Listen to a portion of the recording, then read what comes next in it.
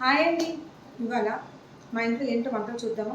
నాకు కోపంగా ఉంది, ఆవేశంగా ఉంది. ఎవరి మీద తెలుసా? వంట మీద కాదు, మా ఏడుగురు ఆడపడుచుల మీద. ఏడుగురు ఆడపడుచులండి నాకు.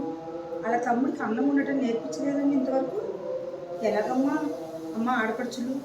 సరే, ఏడో ఆమె మా ఆయనకి దగ్గరగా ఉంటుంది కదా, ఆవిడైనా వాళ్ళ అన్నయ్యకి మరే ఎప్పుడైనా మీ ఆవిడ బయటకు అయితే ఇదిగోరు అన్నం ఒక్కటి నేర్పియాలి కదండి. మా వాళ్ళని అన్నం ఉండమన్నానండి. ఇదిగో మేకులు మేకులండి అన్నం. అసలు నేను బయటకు వెళ్తే వంట చేయకుండా అన్నీ చేసేస్తే ఎంత అర్జెంట్ అయినా బియ్యమైనా కడుగుతాను, అనుకోకుండా వెళ్ళాల్సి వచ్చింది. ఇదిగోండి, ఇదేంటో రంగేసిన కారమా, మరి ఆయన రంగు పుసులు కూర ఏదో బయట నుంచి తెప్పించేశారు. నాకు ఏదో హెల్ప్ చేద్దాం అనుకున్నారు పాపం, కానీ అట్లయింది.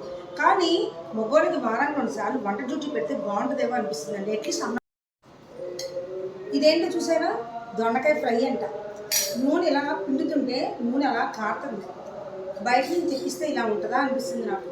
అసలు నేను కర్రీపాటు పెడితే ఎలా ఉంటుంది ఆ ఫీలింగ్ వచ్చేసి మీ వాళ్ళు వంటలు తెస్తుంది.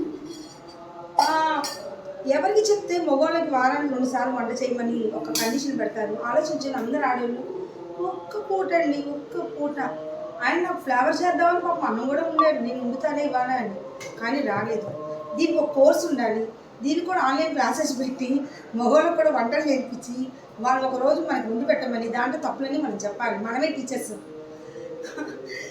మొత్తం మీద మై గాడ్, ఇవాళైతే సూపర్. మా ఏడుగురు ఆడపడుచులకి సూపర్ సూపర్ సూపర్. మీ తమ్ముడిని ఈ విధంగా చేసి నాకు వదిలేసినందుకు. మా అన్నయ్య గారు కూడా ఇలానే చేస్తున్నారా? ఎనీహో, ఇవాళ అయితే సూపర్ వంట అండి. మెతుకుల అన్నం, మేకుల అన్నం ఇవాళ మాది.